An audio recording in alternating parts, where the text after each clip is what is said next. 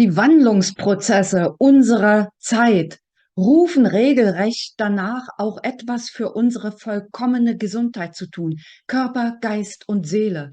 Was haben Intuition und Heilsein miteinander zu tun? Wie kannst du durch deine Hellsinne die Selbstheilungskräfte anregen? Und welche konkreten Schritte kannst du gehen? Das, worüber wir in den nächsten Minuten sprechen werden, habe ich einerseits durch Botschaften aus der geistigen Welt, andererseits durch persönliches Erleben und Erleben von Menschen in meinem näheren und ferneren Umfeld verifizieren können. Dennoch ist mir ganz wichtig zu sagen, bitte prüfe immer, inwieweit diese Inspirationen für dich sich stimmig anfühlen, mit dir in Resonanz gehen. Jeder hat hier seine eigene Verantwortung. Und vor allen Dingen deswegen, weil es um das Thema Heilung, Heilsein, Körper, Geist und Seele geht. Die Energien aus dem Universum, von der Sonne, erreichen uns alle, die Erde und sämtliche Geschöpfe, die auf ihr leben. Und die Sensibleren unter uns spüren diese Energien hautnah, im wahrsten Sinne des Wortes, und werden sich immer mehr dessen bewusst, dass sie nicht Körper sind in erster Linie, sondern energetische Schöpferwesen, die in einem Körper zurzeit inkarniert sind, um bestimmte Erfahrungen auf dieser schönen Erde zu machen. Und damit stärkt und schärft sich auch die Intuition, die Hellsinne, also unser Hellsehen, Hellhören, Hellfühlen, Hellriechen, Hellschmecken und auch Hellwissen, was dann in Form von Downloads zu uns kommt und uns einfach zur Verfügung steht.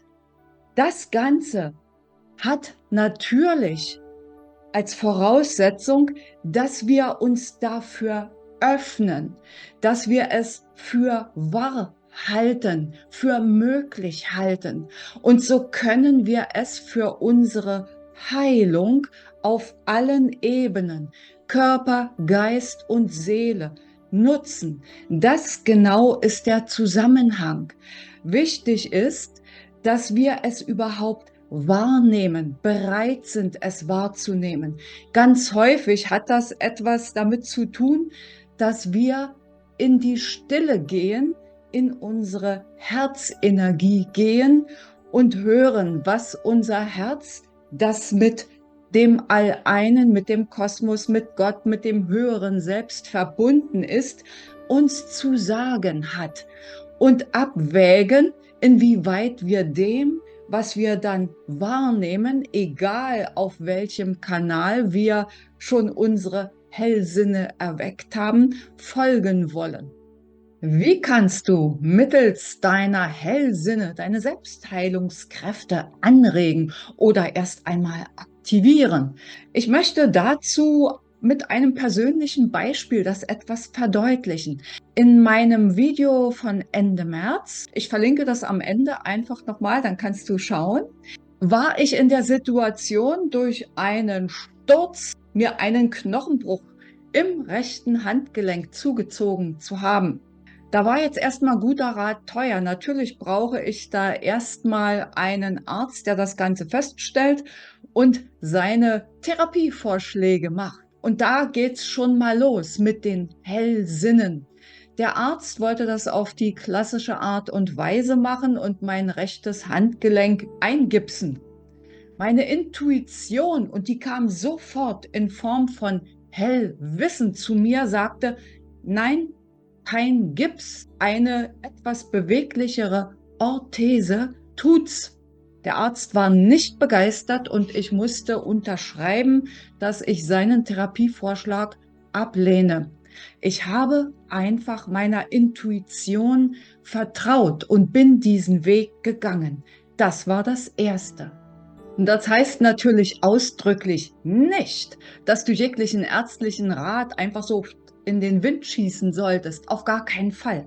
Jedoch, wenn deine Intuition gut geschult ist und du dich schon vergewissert hast, wie gut sie funktioniert, dann ist es als die Person, die am besten in ihrem Körper drin steckt, nämlich du und in dem Falle ich, die oberste Instanz. Der Arzt hat 1000 Fälle und er kann nur aus seiner Erfahrung sprechen. Du selbst steckst aber in dir drin und spürst. Und wenn dann die Intuition kommt, kannst du sie auch verifizieren. Zum Beispiel mit kinesiologischen Methoden. Hier, diesen Fingertest oder den Schwanktest. Oder was ich dann in solchen Situationen auch häufig mache, ich verbinde mein Herzraum mit meiner individuellen Wahrheit, mit meinem höheren Selbst und spüre dann, ob es sich zusammenzieht oder ob es positiv bestätigend pulsiert. Und genau das ist geschehen. Was kam als nächstes? Der Arzt hat dann natürlich noch wissen wollen, warum ich so entschieden habe. Und er meinte dann noch, dieser Knochen, der bei mir gebrochen war, heilt sehr schlecht. Und ich vermute mal, dass er dabei auch mein nicht mehr ganz so jugendliches Alter mit in Betracht gezogen hat. Und er sagte, Vitamin D3 sei ganz wichtig und eine gute Durchblutung. Als ich wieder zu Hause war, habe ich natürlich wieder meine Intuition in meditativem Zustand befragt und da kamen glasklar Anregungen. Als erstes Hämatitring für die Durchblutung. Als zweites mein Kristall, was auch für die Knochenstärkung gut ist und noch verschiedene andere Maßnahmen. Als nächstes ging es darum, die Dosierung von Vitamin D3 in Tropfenform, habe ich mir die sofort bestellt, herauszufinden. Und auch da mache ich das mit kinesiologischen Methoden. Das heißt, ich grenze das ein. Wie viele IE brauche ich von dann bis dann und wie viele danach und so weiter. All das hat dazu geführt, dass ich vor wenigen Tagen meine Orthese losgeworden bin, der Knochen fantastisch zusammengewachsen ist und Physiotherapie den Rest befördern wird bis zur kompletten Heilung. Heilsein bedeutet aber nicht nur Körper. Heilsein bedeutet auch Geist und Seele. Das heißt, in dem Augenblick, wo ich mich positiven, freudvollen Dingen zuwende, dorthin meinen Fokus richte, macht das etwas mit mir. Ich werde fröhlicher, ausgeglichener, mehr in meiner Mitte, strahle das für mich selbst und mein näheres und ferneres Umfeld aus. Also, es gibt jede Menge Möglichkeiten, dein Heilsein und deine Selbstheilungskräfte mit deiner Intuition, mit deinen Hellsinnen zu befördern. Welche konkreten Schritte kannst du denn nun gehen? Als allererstes finde ich es immer gut, eine Bestandsaufnahme zu machen. Wie heil, Körper, Geist und Seele, fühlst du dich denn? Wo, an welcher Stelle würdest du gern ein bisschen an den Schräubchen drehen und etwas verbessern? Und als nächstes ist aus meiner Sicht eine sehr gute Idee, nach innen zu gehen, in dein Herz zu gehen und am besten schaffst du das in der Ruhe, in der Stille, in einem meditativen Zustand. Entsprechendes Video dazu verlinke ich am Ende dieses Videos. Auf diese Weise erhältst du Kontakt zur geistigen Welt, zu deinem höheren Selbst, zum Universum, zu Gott, wie auch immer du es nennen möchtest, und kannst all deine Fragen stellen und Antworten, Botschaften von dort erhalten. Übe dich in dieser Praxis. Aus meiner Sicht ist das Gebot der Stunde, um die Energien, die uns derzeit erreichen, wie einen Katalysator oder wie ein Turbo für dich und dein Heilsein nutzen zu können.